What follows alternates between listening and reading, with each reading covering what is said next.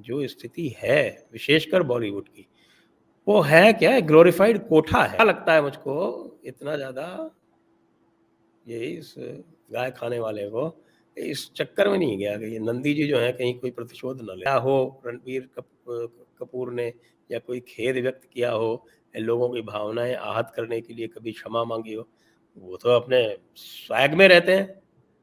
तो अब स्वैग भी चलेगा और पब्लिक जो है वो आपको ऑनर भी करेगी। ये दोनों चीज़ें तो कैसे होंगी?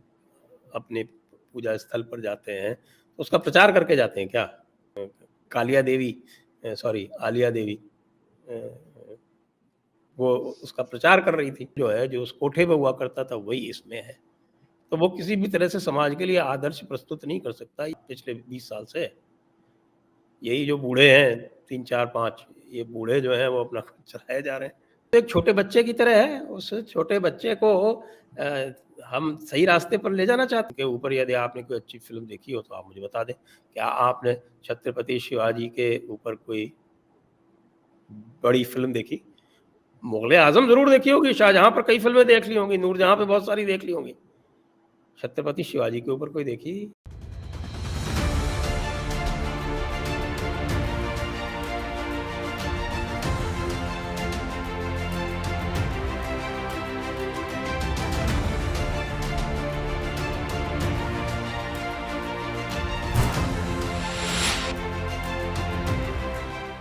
दोस्तों, मैं हूं आपके साथ अंबर जैदी और स्वागत है आप सबका हमारे आज के खास कार्यक्रम इट्स डिबेटेबल में।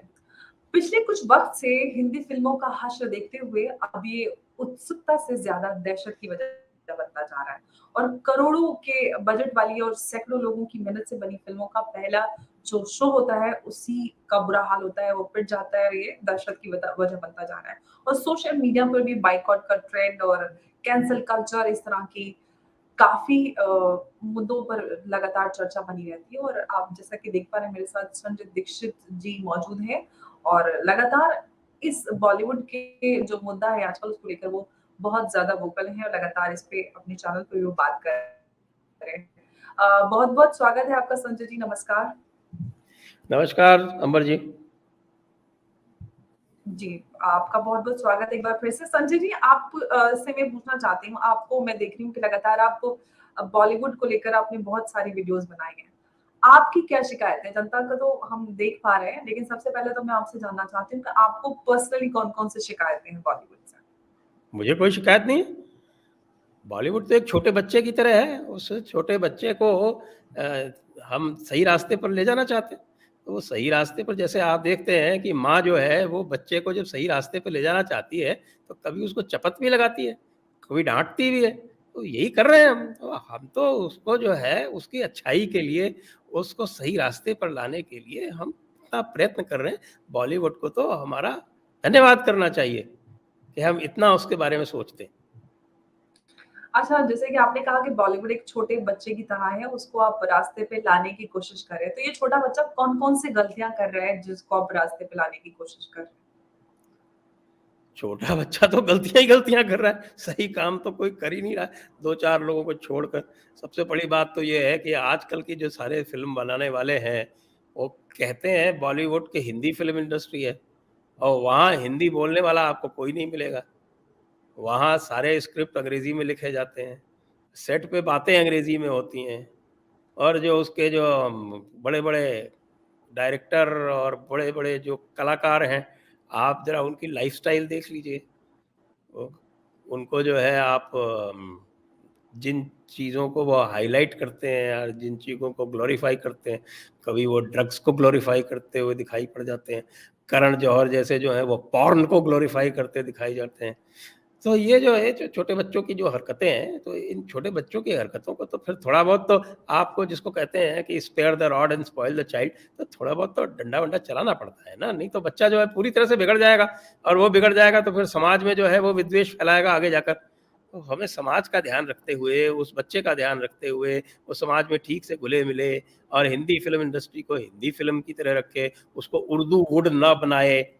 अब आप देखिए पहले ज़माने में जो थे ये उर्दू में स्क्रिप्ट लिखा करते थे, अब अंग्रेज़ी में लिखने लगे। तो हिंदी तो है ही नहीं उसमें, ना किसी हिंदी लेखक की कोई बड़ी जो पुस्तक है या जो हमारे पूरे के पूरे जो भारतीय संस्कृति है, उसके ऊपर तो कभी फ़िल्में बनाते ही नहीं है। आपने कोई अच्छी फ़िल्म यदि आपको याद हो तो मैं आपको कुछ नाम ले देता हूँ जो हमारे इतिहास के महानायक रहे हैं। उनके ऊपर यदि आपने कोई अच्छी फ़िल्म देखी हो तो आप मुझे बता दें। क्या आपने छत्रपति शिवाजी के ऊपर कोई बड़ी फ़िल्म देखी? मुग़ल-ए-आज़म ज़रूर देखी होगी, शाहजहाँ पर कई फ़िल्में देख ली होंगी, नूरजहाँ पे बहुत सारी देख ली होंगी। छत्रपति शिवाजी के ऊपर कोई देखी? माता जीजाबाई के ऊपर कोई देखी? कोई आपने महाराणा प्रताप के ऊपर कोई देखी?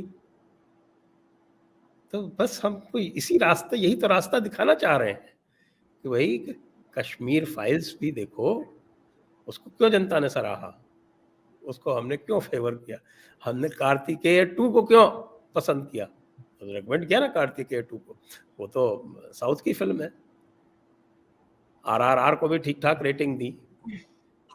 लेकिन अब आप हमसे ये अपेक्षा रखें कि हम लाइगर को पसंद कर लें। अब आप बताइए अब लाइगर में क्या था जो उसको पसंद कर लेते? या फिर वो लाल अनन्या सिंह पांडे थी।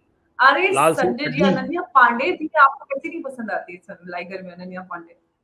जबान से अपने नाक छू लेती है। तो हो अब ही नहीं पा रहा हिंदी है। तो उसको भी नहीं मैं तो बोलनी कर ही आती नहीं ना। पा रही हूँ।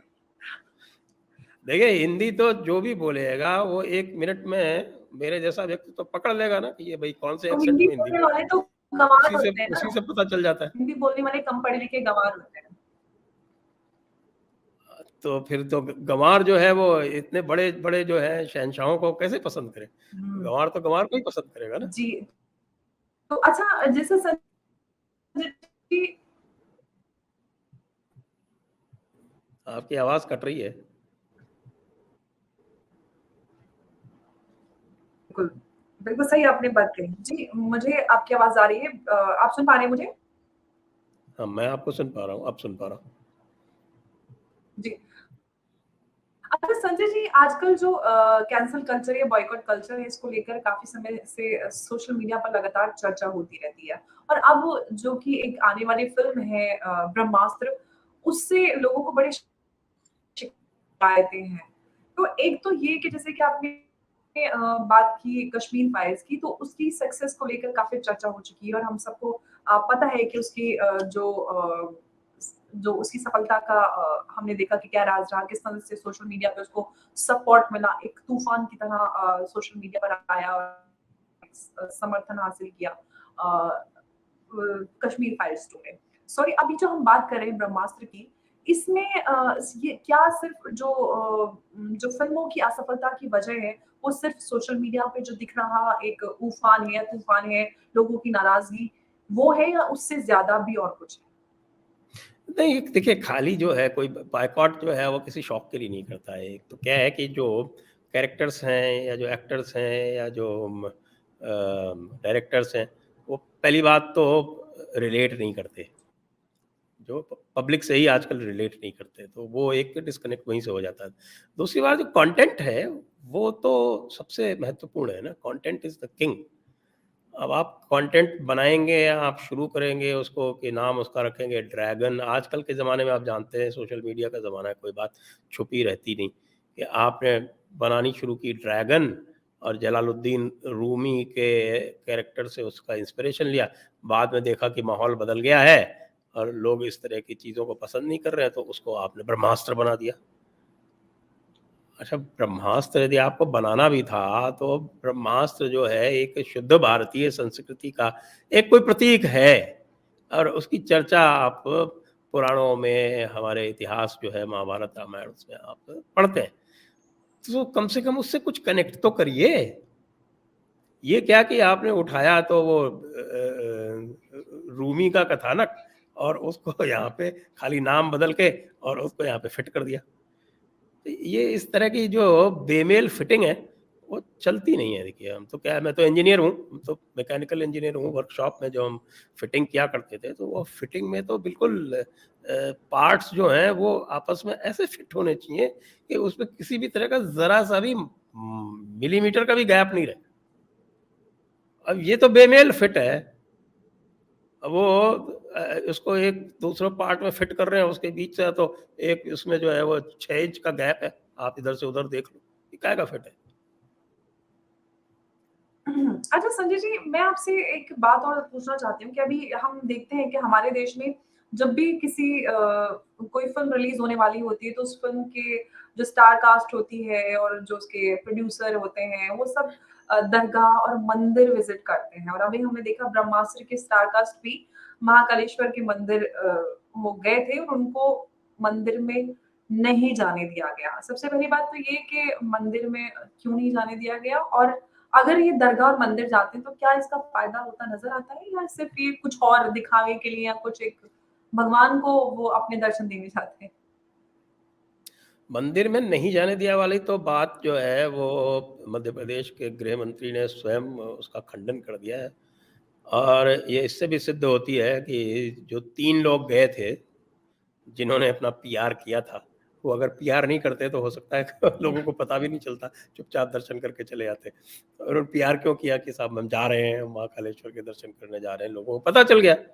वो हमारी कालिया देवी सॉरी आलिया देवी अ, वो उसका प्रचार कर रही थी। तो प्रचार करने के पीछे तो आशय कुछ और ही था ना। हम कोई मंदिर जाते हैं या कोई अपने पूजा स्थल पर जाते हैं, तो उसका प्रचार करके जाते हैं क्या? आप कहीं ऐसे किसी दरगाह वगैरह पे जाती हैं, तो क्या पहले उसका प्रचार करती हैं क्या? जब मैं मंदिर जाता हूँ, तो बिल्कुल पहले भी नहीं। वीडियो पोस्ट करके थोड़ी जाता हूँ कि मैं वहाँ जा रहा हूँ साहब, मैं आज शंकर भगवान के इस स्थल पर जा रहा हूँ, वहाँ पे पूजा करूँगा, रुद्राभिषेक करूँगा। हाँ, बाद में ज़रूर डाल देते हैं, वो बात अलग है। बाद में तो कई बार मेमोरेबिलिया के लिए डाल देते हैं, कि आज हमने रुद्राभिषेक किया, ये ऐसे। तो ये जो इन्होंने पहले एडवांस में डाला है, ये किस लिए डाला? सेंसेशन देने के लिए। और उसके बाद अयान मुखर्जी तो चले गए, कर भी आए। डिस्ट्रिक्ट मजिस्ट्रेट का स्टेटमेंट है जो उसने होम मिनिस्टर को ऑफ़िशियली दिया कि साहब हमने तो सारी सिक्योरिटी प्रोवाइड कर दी थी। जहाँ पे प्रोटेस्ट हो रही थी, वो भी पीसफुल प्रोटेस्ट ही थी। कोई मारपीट तो कर नहीं रहे थे, ना कोई वो दंगा कर रहे थे। पुलिस ने ज़रूर उनके ऊपर लाठीचार्ज कर दिया। तो अगर आप गई हैं उज्जैन, मुझे पता नहीं गई कि नहीं गई, तो महाकालेश्वर के मंदिर पे ठीक है। यदि एक स्थान पर प्रोटेस्ट हो भी रही, तो दूसरे जगह से तो दूसरे डोर से उनको दूसरे दरवाजे से आराम से ले जाया जा सकता है। वहाँ कोई समस्या ही नहीं है। अयान मुखर्जी गए ना, तो अयान मुखर्जी गए तो ये क्यों नहीं गईं? और उनका कहना है कि साहब कि उनको इतना डर लग गया। अब देखिए कि वैसे भी वो महाकालेश्वर का स्थान है। आपको पता है कि महाकालेश्वर का इस उज्जैनी में क्या महत्व है। अब बीफ खाने वाला जो है, वो महाकालेश्वर या कहीं भी आप शिव जी के दर्शन करने जाएँ, तो ये परंपरा है कि शिव जी के से जो भी आपकी इच्छा है, वो आपको नंदी के माध्यम से व्यक्त करनी होती है। तो अब जो आदमी जो है वो गाय बैल को मार के खाता हो, तो वो नंदी से क्या कहेगा? तो नंदी का डर लगा लगता है मुझको इतना ज़्यादा, यही इस गाय खाने वाले को, इस चक्कर में नहीं गया कि ये नंदी जी जो हैं कहीं कोई प्रतिशोध ना ले लें। अच्छा संजय जी, ये बीफ वाले बयान है रणबीर कपूर का काफ़ी सालों पुराना है, 11 साल पुराना। उसके बाद से कई और लोगों के बयान सोशल मीडिया पर वायरल हो रहे हैं। उसमें विवेक अग्निहोत्री को लेकर भी एक वीडियो चल रहा है। कंगना रनावत को लेकर भी एक बहस छिड़ी हुई है। तो एक अलग ही माहौल क्रिएट किया जा रहा है कि अगर इन लोगों को इजाज़त मिल सकती है तो और रणबीर कपूर को क्यों नहीं? ये तो तो इजाज़त की इस तो पे कोई आप क्या बात ही नहीं है कहेंगे? ना, मंदिर ने थोड़ी मना किया था।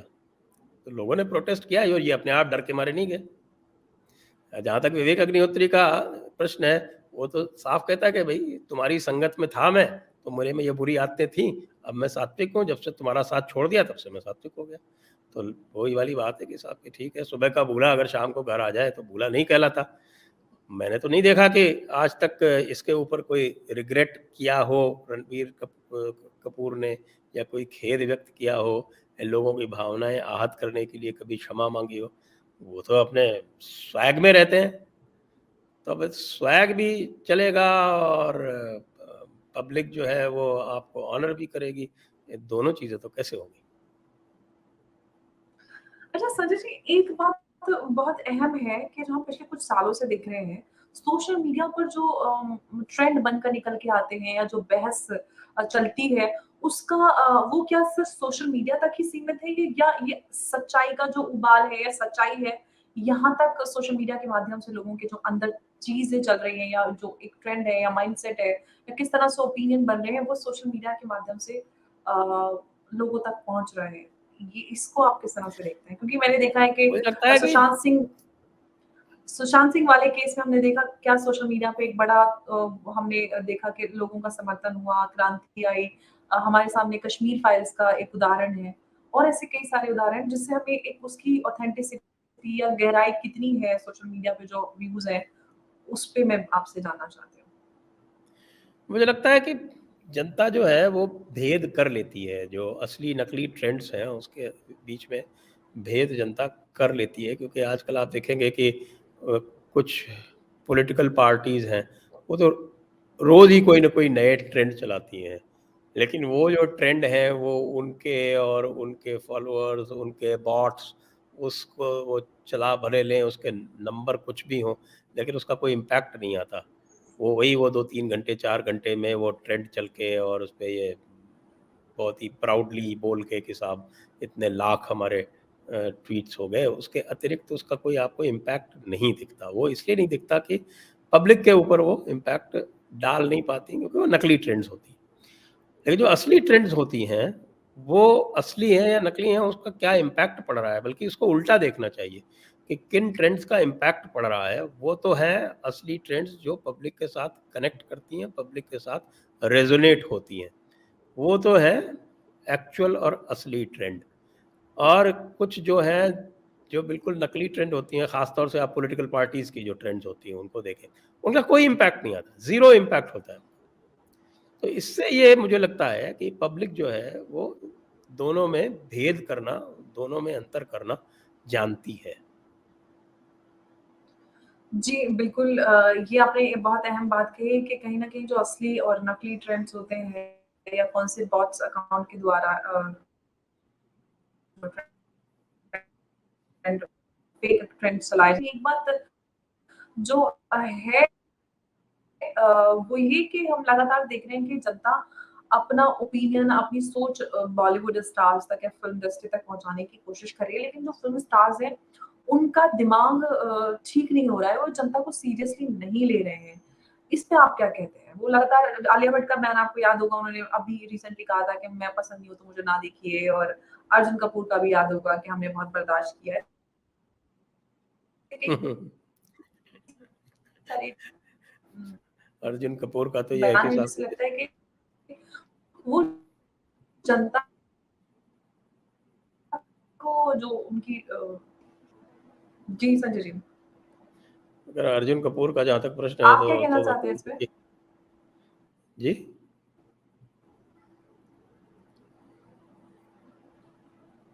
आप कुछ कह रही थी? मैं ये पूछ रही हूँ कि आप क्या हेलो, कहना हेलो? चाहते हैं इस पर? ये पूछ रही हाँ, मैं हूँ। जी, जी, बोल रहा मैं बोल हूँ। रही हूँ क्या कहना चाहते हैं? मैं कह रहा हूँ जहाँ तक अर्जुन कपूर का प्रश्न है, वो तो मेढ़की को काम वाली बात होगी कि साहब की ये जो वो एक पुराना किस्सा है ना कि साहब कि कहीं पे वो घोड़े की नाल ठुक रही थी, तो मेढ़की ने भी अपना पैर बढ़ा दिया कि मेरी भी नाल ठोक दो। तो वो हाल तो अर्जुन कपूर का है। अर्जुन कपूर कौन जानता है, ये भी एक डायनास्ट है। अब ये जितने भी हैं, सबसे बड़ी जो कम से कम बॉलीवुड की जो सबसे बड़ी समस्या है, वो ये है कि बॉलीवुड में अब मेरिट पे कुछ भी नहीं होता। वहाँ या तो आपके बड़े प्रोडक्शन हाउसेस की मोनोपोली है, बड़े म्यूज़िक हाउसेस की मोनोपोली है, और वो अपने हिसाब से लोगों को सेट करते हैं।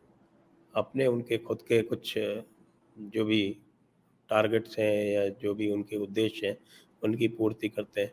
और इन मोनोपोलीज़ का जो माफ़िया है, उसके साथ में बहुत समय से बहुत लंबा-चौड़ा एक कनेक्ट है।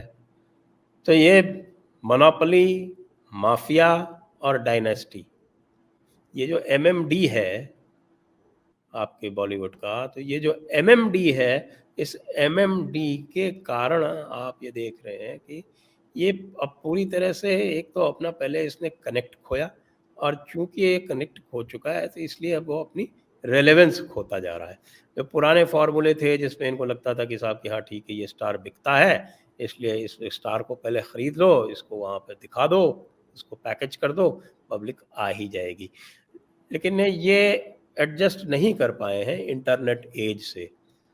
इंटरनेट ऐज में सबके पास सूचना है, सबके पास इन्फॉर्मेशन है और ना केवल इन्फॉर्मेशन है, क्विक इन्फॉर्मेशन है। यानी आपकी पिक्चर रिलीज़ होगी, ब्रह्मास्त्र कल रिलीज़ होगी और मॉर्निंग शो होगा, मॉर्निंग शो से बाहर लोग निकलेंगे।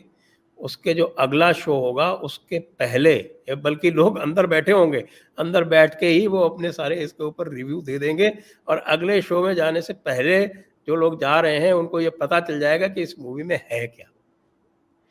तो जब आप इस एज में हैं, तब आप ये सोच के कि हम पब्लिक को भ्रमित कर लेंगे, चकाचौंध कर लेंगे, स्टार पावर से उसको हम खींच लेंगे, ये सब चीज़ें नहीं चलेंगी।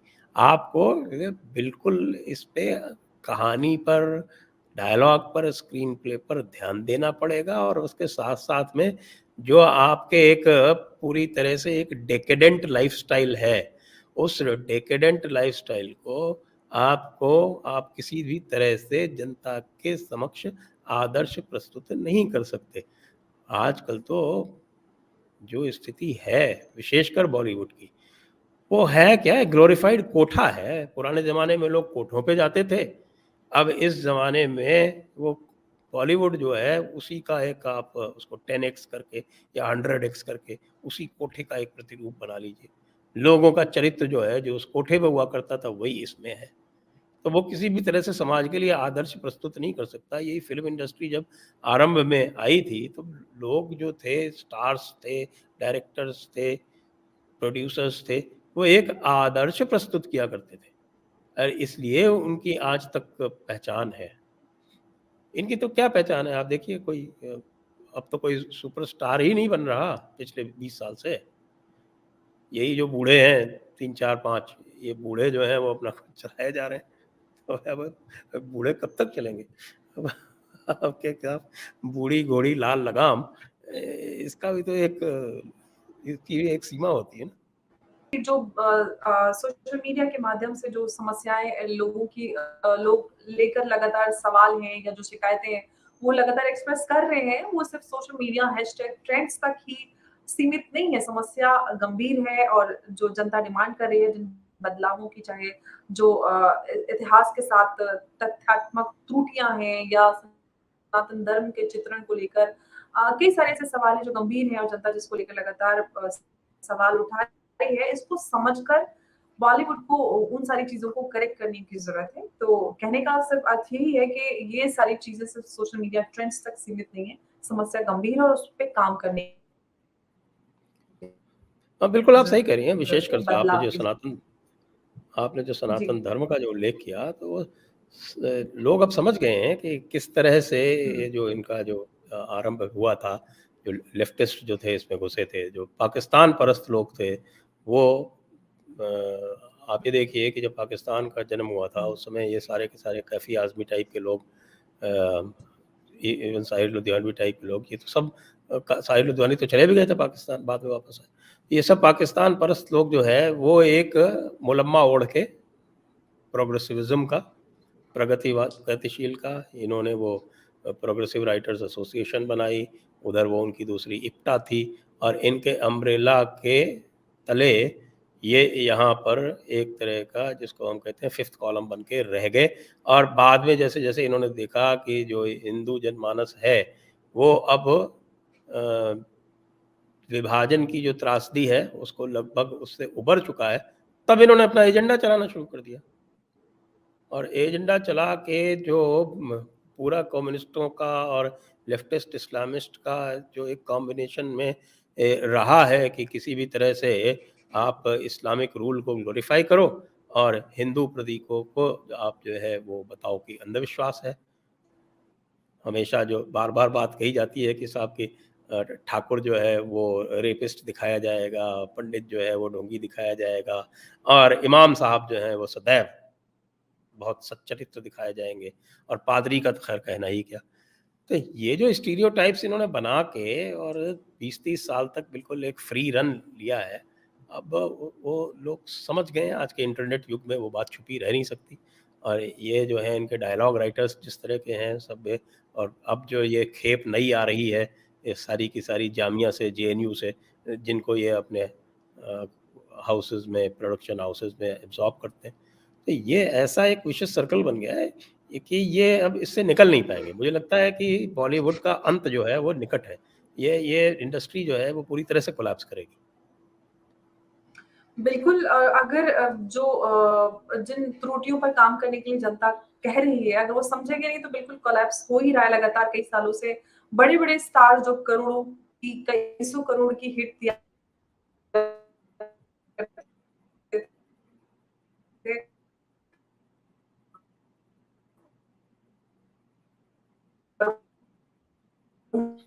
होना ही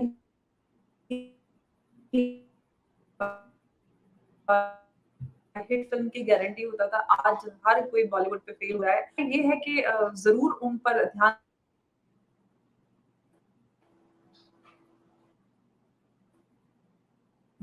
जी, तो मैं यही कह रही थी कि आप बिल्कुल कमियाँ हैं जिन पर काम करने की ज़रूरत है, जैसा कि आपने उल्लेख किया अपने इस पूरे वक्तव्य में। आपका बहुत-बहुत धन्यवाद संजय जी चर्चा में जुड़ने के लिए। धन्यवाद।